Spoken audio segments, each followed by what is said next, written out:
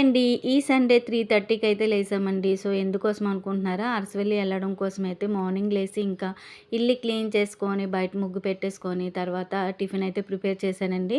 So, టమాటా చట్నీ చేసి, మజ్జిగ అయితే పెట్టాను.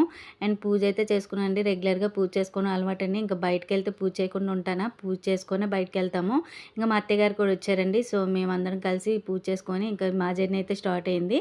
అయితే అరసవెల్లి వచ్చేసామండి. ఇక్కడ ఇంకా పంతులు గారితో గోత్రనామాలు చదివించేసుకొని, తర్వాత సూర్య నమస్కారాలు పెట్టుకొని దర్శనానికైతే వెళ్ళాము. సో, మాకు తెలిసిన వాళ్ళు ఉన్న వల్ల కొంచెం త్వరగా అయితే దర్శనం అయిందండి.